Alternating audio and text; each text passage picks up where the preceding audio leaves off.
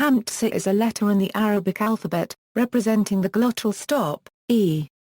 Hamza is not one of the 28 full letters, and owes its existence to historical inconsistencies in the standard writing system. It is derived from the Arabic letter an. In the Phoenician and Aramaic alphabets, from which the Arabic alphabet is descended, the glottal stop was expressed by aleph, continued by alif in the Arabic alphabet. However, alif was used to express both a glottal stop and a long vowel. To indicate that a glottal stop, and not a mere vowel, was intended, hamsa was added diacritically to alif. In modern orthography, under certain circumstances, hamsa may also appear on the line, as if it were a full letter, independent of an alif. In Unicode it is at the codepoint U+0621 and named Arabic letter hamza.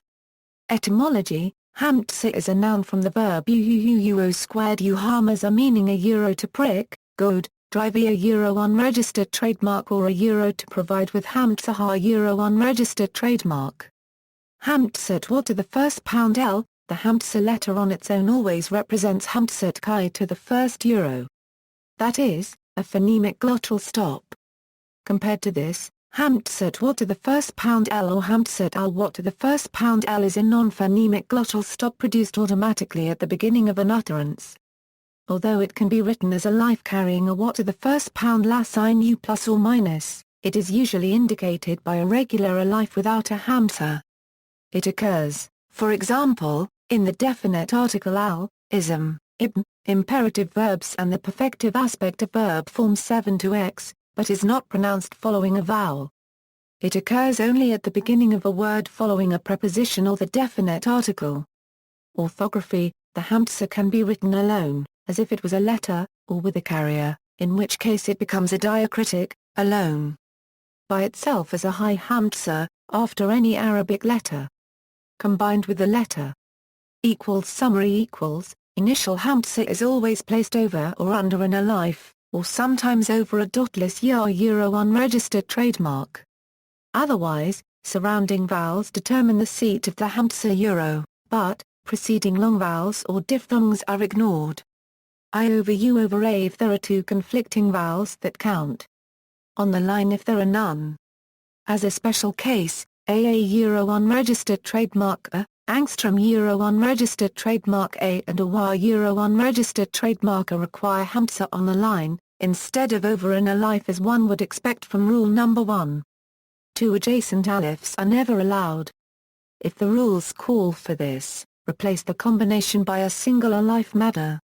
Detailed description: logically, hamza is just like any other letter, but it may be written in different ways. It has no effect on the way other letters are written.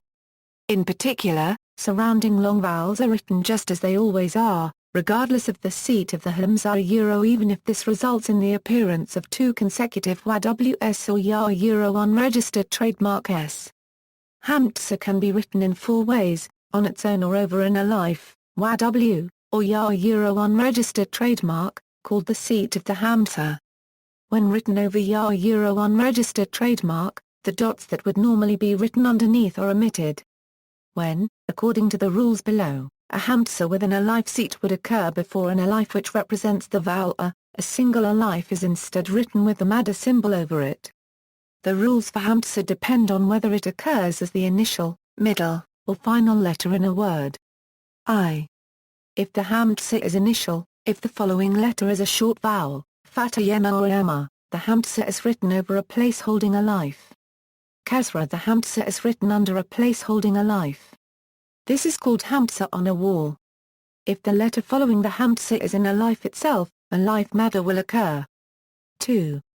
If the hamza is final, if a short vowel precedes, the hamza is written over the letter corresponding to the short vowel. Otherwise, the hamza is written on the line. 3.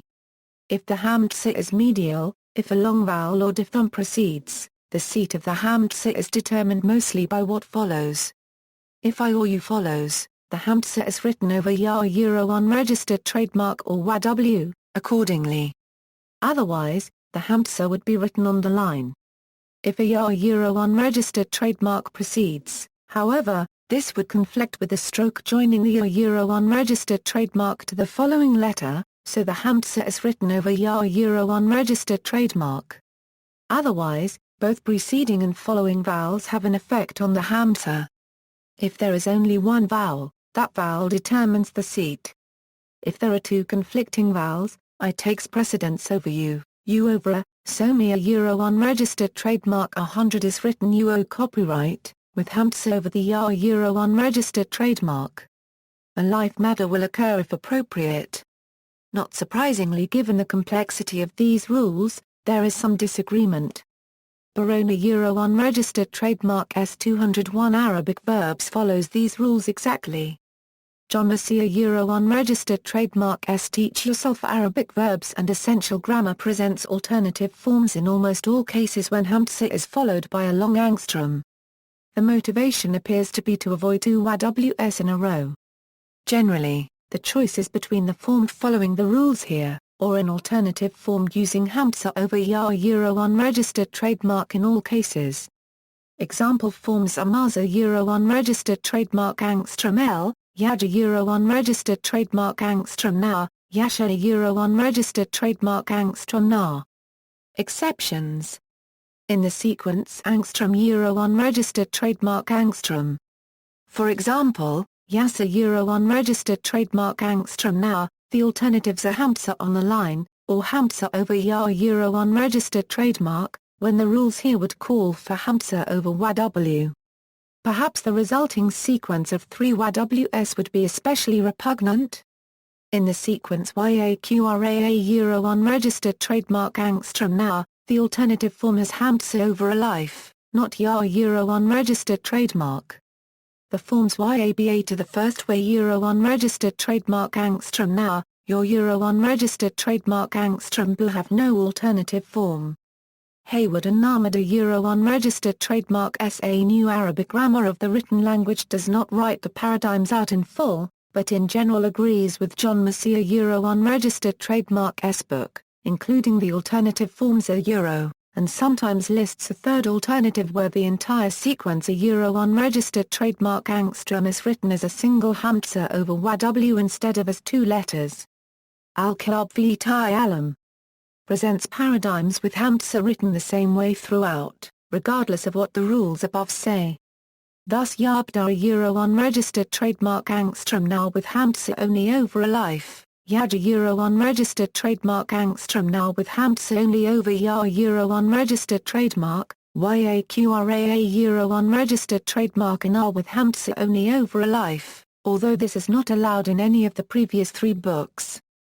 Overview tables the letter OA euro A to the first stands for any consonant. Not every possible combination exists in Arabic. Hamsa and other Arabic-based scripts. Urdu/Sharmaki script in Urdu script, hamsa does not occur at the initial position over alif since alif is not used as a glottal stop in Urdu. In the middle position if hamsa is surrounded by vowels then it indicates a diphthong between the two vowels. In the middle position if hamsa is surrounded by only one vowel then it takes the sound of that vowel. At the final position hamsa is either silent or it produces a glottal sound as in Arabic. In Urdu in most cases hamsa is used to represent a diphthong between two vowels. It rarely acts like the Arabic hamsa, usually only in a few loan words from Arabic. Hamsa is also added at the last letter of the first word of ease-of-a compound to represent e if the first word ends with ye or with he, or over bari ye if is added at the end of the first word of the ease-of-a compound. In Urdu hamsa is always written on the line in the middle position unless in wa if that letter is preceded by a non-joiner letter, in which case it is seated above wa. Hamsa is also seated when written above bari ye. In final form hamsa is written in its full form. In ease-of-a, hamsa is seated above he, ye or bari ye of the first word to represent the e of ease-of-a compound. Latin representations. There are different ways to represent hamsa in Latin transliteration. In the International Phonetic Alphabet, the sound of the glottal stop is represented by a dotless question mark e. There is a tradition of using the simple apostrophe, whereas a grave accent a euro to the first a euro represents an. Some standard transliterations, such as DIN 31635, transliterate it with a modifier letter right half ring E3/4, and others such as ALC with the modifier letter apostrophe E1/4, and sometimes substituted with the right single quotation mark a unregistered trademark. Different unstandardized symbols, such as 2 in Arabic chat alphabet. See also, E1/4 and E3/4, aleph, Arabic alphabet, glottal stop, harakat, romanization of Arabic, Arabic phonology, varieties of Arabic, WP, IPA for Arabic, Eokina. References. External links, interactive lesson for learning Hamsa.